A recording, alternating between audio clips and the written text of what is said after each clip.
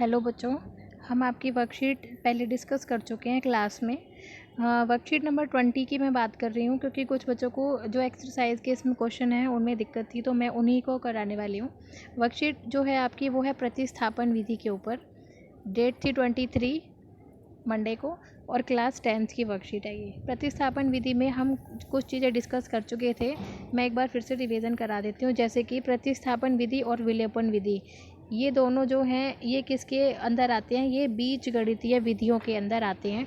उसके बाद प्रतिस्थापन विधि में हम क्या करते हैं, किसी भी एक चर के मान को प्रतिस्थापित करते हैं। उसके बाद हमें यहाँ पे चर दिए हुए हैं, क्वेश्चनों को हम हल करेंगे तो उसमें हम उनको बता देंगे। सबसे पहला क्वेश्चन है आपका डैश और डैश रेखीय समीकरण युग्म के हल ज्ञात करने की बीजगणितीय विधियाँ हैं। अभी सबसे ऊपर भी मैंने बताया था, यहाँ पर क्या आएगा, एक है हमारी प्रतिस्थापित विधि और दूसरी है विलोपन विधि। तो ये दोनों विधियाँ जो हैं ये आती हैं आपकी बीजगणितीय विधियों में। क्वेश्चन नंबर 2 है प्रतिस्थापित विधि में हम क्या प्रतिस्थापित करते हैं, तो यहाँ पर हम लिखेंगे चर का मान। हम चर का मान जो है वो प्रतिस्थापित करते हैं। उसके बाद क्वेश्चन नंबर 3, क्वेश्चन नंबर 3 को हम हल कर लेते हैं। क्वेश्चन नंबर 3 में ये हमें दो समीकरण दे रखे हैं। पहले हम इनको लिखेंगे 2x प्लस में y बराबर है 21 के, ये समीकरण 1 है।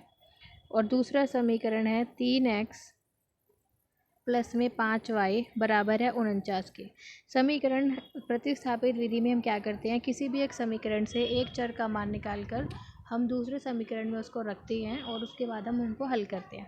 तो हमने क्या देखा, समीकरण 1 में मेरे पास y का मान आराम से आ जाएगा, तो मैं यहाँ लिखूँगी y बराबर है 21 माइनस में 2x।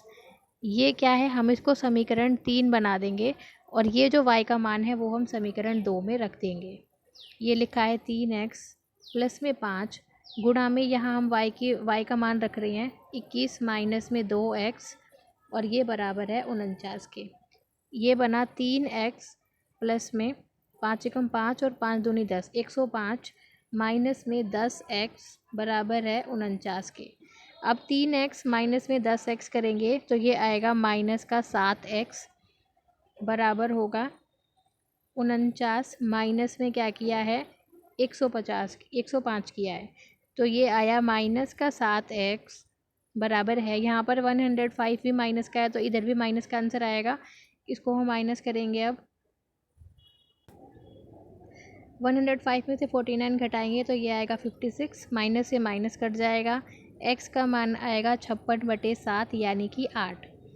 x का मान 8 आ गया। अब वो x का मान हम इसको समीकरण 3 में रख देंगे तो y का मान आ जाएगा, y बराबर है 21 माइनस में 2 गुणा 8 बराबर है 21 माइनस 8 दूनी 16, तो ये क्या आ गया आपका 5 आ गया।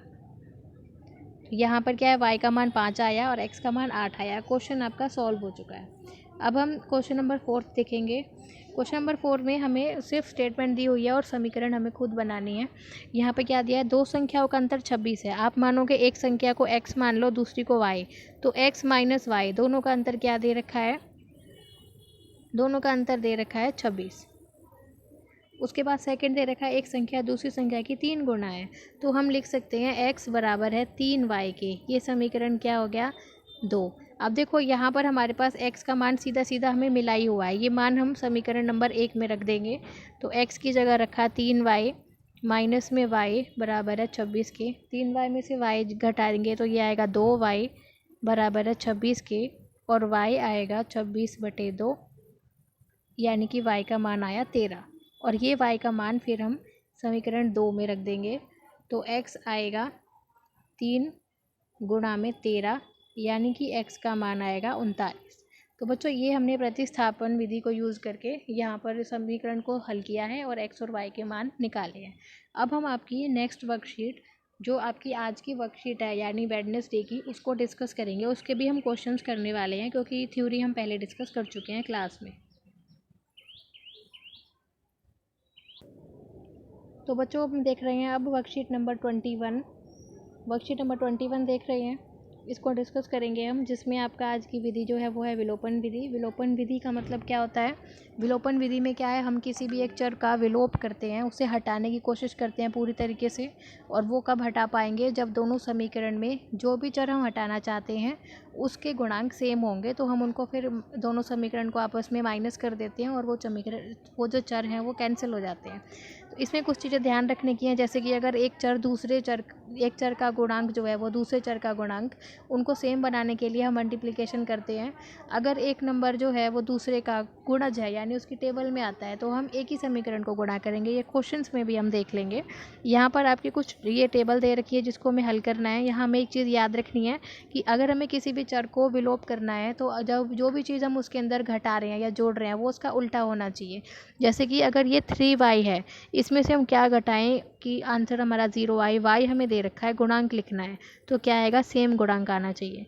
क्वेश्चन नंबर 2 में 4x में क्या जोड़ें कि 0 आ जाए? तो 4x में अगर हमें कुछ जोड़ना है तो वो क्या होना चाहिए? माइनस का 4x, तभी तो आंसर 0 आएगा।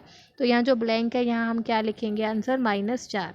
ऐसे ही आप नीचे के 3 जो ब्लैंक है उनको हल करेंगे। अब हम आपका सीधा क्वेश्चन देख रहे हैं।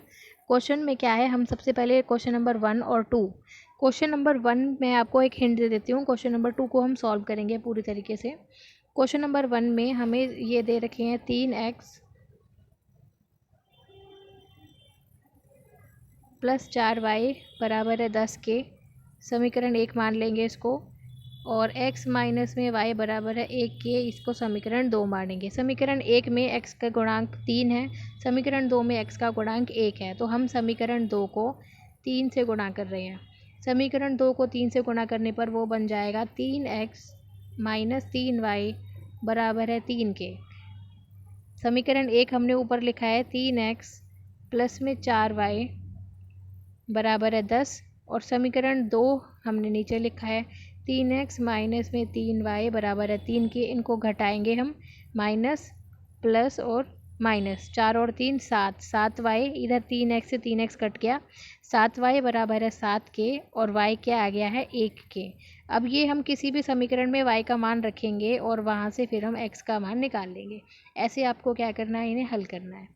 क्वेश्चन नंबर 2 देख लेते हैं। इसको भी मैं एक हिंट दे देती हूँ, फिर आप अपने आप कंप्लीट करेंगे। सबसे पहले दे रखा है 3y माइनस में 5z बराबर है 4 के। 3y माइनस में 5z बराबर है 4 के। और दूसरा समीकरण हमें दे रखा है 9y माइनस में 2z बराबर है 7 के।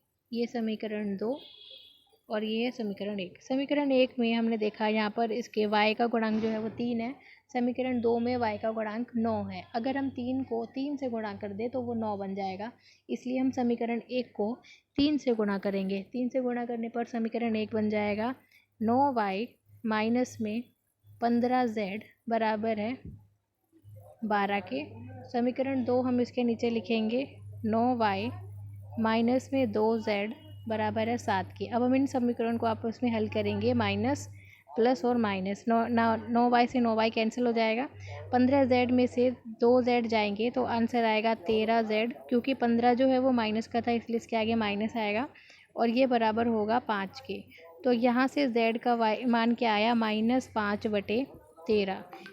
अब ये z का जो मान है ये हम क्या करेंगे, किसी भी समीकरण में आप रख दो, और वहाँ से क्या करेंगे, हम जो दूसरा हमारा चर है यानी y, उसका मान हम निकालेंगे। तो इस तरीके से आप इस क्वेश्चन को भी हल करोगे। उसके बाद हम देख लेते हैं आपका नीचे क्वेश्चन नंबर 2। क्वेश्चन नंबर 2 में बच्चों आपको समीकरण दे रखे हैं, इन्हें हल करना है। जैसे कि यहाँ दे रखा है, इनको हम लिख लेते हैं, नोट और राशि। आपको x और y का मान निकालना है। नोट, सबसे पहले इक्वेशन क्या लिखेंगे हम? x जमा में y, ये किसके बराबर है? 25 के। समीकरण आपको दे भी रखे हैं। और दूसरा क्या दे रखा है यहाँ पे? 50x प्लस में 100y बराबर है 2000 के। अगर हम इसको समीकरण 2 माने और इसको समीकरण 1 माने, तो समीकरण 1 को हमें गुणा करना पड़ेगा किसी से। तो या तो हम x के गुणांक से करेंगे समीकरण 2 के हिसाब से, या y के गुणांक को। हम क्या देख रहे हैं, समीकरण x में यहाँ पर गुणांक 50 है, तो हम समीकरण 1 को 50 से गुणा करेंगे।